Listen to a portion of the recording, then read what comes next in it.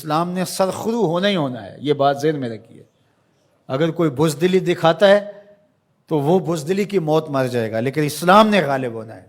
یہ دکھ، یہ اذیت، یہ تکلیفیں، یہ اس وقت جو حالت ہے فلسطینیوں کی، دردناک صورتحال ہے، لیکن اقبال نے کہا تھا کہ خون 100,000 انجم سے ہوتی ہے سحر پیدا۔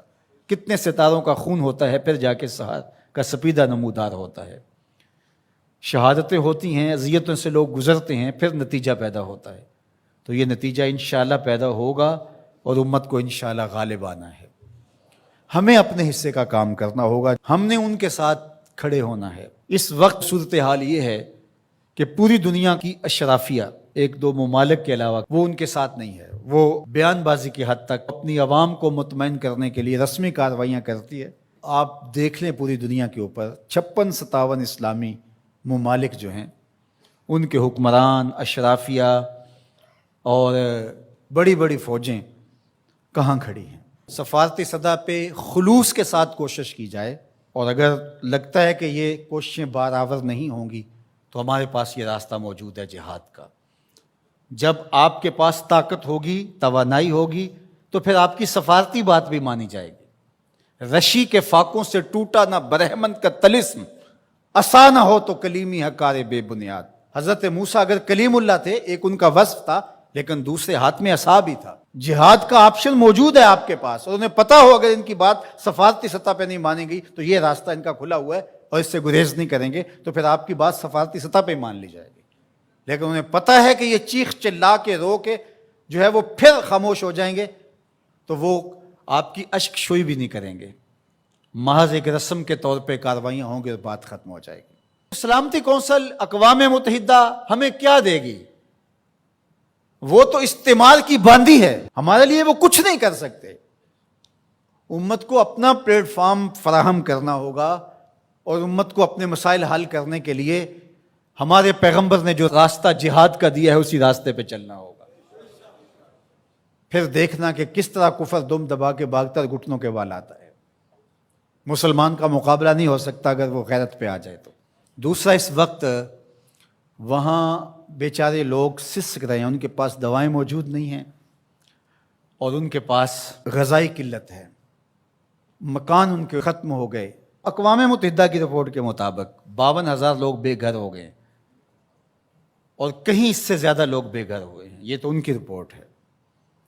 تو اس لیے اللہ نے ہمیں آسودہ زندگی دی ہے، تو ہم آدھی روٹی کھا لیں اور آدھی روٹی ان اپنے مسلمان بھائیوں کے لیے بھیجنے کی کوشش کریں۔ الحمدللہ ہم نے ادارۃ المصطفیٰ کے تحت وہاں کام کا آغاز کیا ہے۔ اگر کوئی ہمارے پہ اعتماد کرنا چاہے تو ہم بھی اس خدمت کے لیے حاضر ہیں، اور انشاءاللہ آج سے وہاں غزہ کے اندر اللہ کی توفیق سے کام کا آغاز ہو گیا ہے ان کی نصرت اور اعانت کے لیے۔ باقی مختلف ذرائع ہیں، ان کے ذریعے سے آپ جو ہے وہ ان کی مدد کر سکتے ہیں۔ آپ کو اطمینان ہو جہاں، تو یہ کام کرنے کا ہے۔ اس وقت سوشل میڈیا اور دیگر جو ابلاغ کے ذرائع ہیں وہ بہرحال اس دور کے اندر مؤثر ہیں، اور ان کے ظلم کو، جبر کو بے نقاب کرنے کے لیے یہ ایک اچھا ذریعہ ہے۔ اور اس مرتبہ پہلی بار ایسا ہوا ہے کہ پوری دنیا کے اوپر ان کے جور و ظلم سامنے آئے ہیں۔ پہلے ان کا اپنا میڈیا تھا، میڈیا پہ قبضہ ہوتا تھا اور کچھ باہر نہیں نکلنے پاتا تھا، لیکن اس مرتبہ کیسے کیسے مناظر جو ہے وہ آپ کو دیکھنے کو مل رہے ہیں، اور لوگوں کا جذبہ اور جوش و خروش آپ کو دیکھنے کو مل رہا ہے۔ تو ہمارے پاس جو بھی ٹولز ہوں ان کے ذریعے سے ہم ان کی آواز کو پوری دنیا کے اوپر پہنچائیں، یہ ہمارا کام ہے جو ہمیں ہر صورت کرنا چاہیے۔ اسی طرح ان کی مصنوعات کا بائیکاٹ کریں، اپنے ملک کی بنی ہوئی مصنوعات کو متبادل کے طور پہ استعمال کریں، ترکی کی مصنوعات کو متبادل کے طور پہ استعمال کریں۔ کفر کی آنکھوں میں کھٹکتا ہے ترکی، وہ چبھتا ہے ان کی آنکھوں کے اندر کہ کس طرح اس کو مٹا ڈالیں، تو ان کے ساتھ کھڑے ہوں۔ آپ سیاحت کرنے جاتے ہیں تو ترکی جائیں دیگر مغربی ممالک کی بجائے۔ ترکی میں انبیاء کی قبور موجود ہیں، صحابہ کی قبور موجود ہیں، اور ترکی میں اصحاب کہف کا غار ہے، ہماری تاریخ ہے ترکی میں بہت ساری، تو وہاں دیکھیں، اور وہاں ان کے لوگوں کا جذبہ اور ان کا ایمان اور ان کا اخلاق پھر پاکستانیوں سے جس طرح وہ ٹوٹ کے محبت کرتے ہیں۔ ترکی کی مصنوعات کو استعمال کریں، دیگر بلاد اسلامیہ کی مصنوعات کو استعمال کریں، پاکستان کی مصنوعات کو استعمال کریں، معیار میں کم ہی کیوں نہ ہوں، کوئی بات نہیں ہے، مصنوعات جو ہیں وہ اپنے ملک کی، اپنے وطن کی استعمال کریں۔ تو بائیکاٹ کریں گے تو انشاءاللہ اس سے ان کو مالی نقصان ہوگا اور جو ہے وہ مسلمانوں کو اس کا فائدہ ہوگا۔ اسی طرح جو ہے وہ ان کی اخلاقی مدد کریں، جو صحافی ہیں وہ ان کے لیے لکھیں، جو بولنے والے ہیں علماء وہ تقریروں میں، تحریروں میں، گفتگو میں لوگوں کو اویئرنیس دیں۔ اتحاد امت کے ذریعے سے ہم ان کی مدد کر سکتے ہیں۔ امت اگر متحد ہو جائے، جغرافیائی تقسیمیں، لسانی عصبیتیں اور باہمی ہماری ذاتی رنجشیں اور نفرتیں جو ایک دوسرے کے خلاف کھڑی ہو جاتی ہیں اور جس سے امت کا اتحاد پارا پارا ہو جاتا ہے، یہ بدبختی ہوتی ہے۔ تو ان ساری تقسیمات کو رد کر کے حضور کے نام پر، قدس کے نام پر، قرآن کے نام پر، توحید کے نام پہ ہم جمع ہو جائیں۔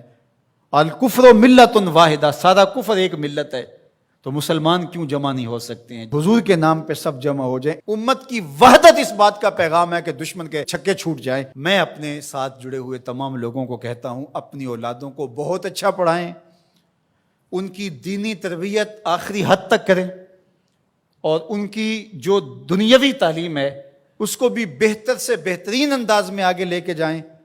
وہ ہر شعبے کے اندر آگے بڑھ کے شعبے کے اہم منصب تک پہنچیں، اور ان کے اندر جو راسخ مسلمان ہے وہ مضبوط تر ہو، وہ آپ کی آغوش سے گزرا ہے، وہ وہاں جا کر کے بھی جو ہے وہ پکا سچا مسلمان ہو۔ سب لوگ اس طرح جب آگے جائیں گے تو پھر نتیجہ آپ کے سامنے ہوگا۔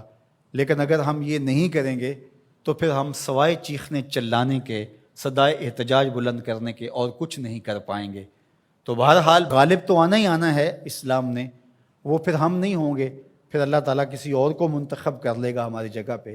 اگر ہم چاہتے ہیں کہ ہم اور ہماری نسلیں اسلام کی نشأت کے کام آئیں، اسلام کی نہضت کے کام آئیں، تو اس کام کے لیے ہم اپنی نسلوں کو، اپنی اولادوں کو، اپنے رجال کار کو تیار کریں، تاکہ پھر ان جگہ پہ کھڑے ہو کر کے دین کی نصرت اور اعانت کے فریضے کو سر انجام دیں۔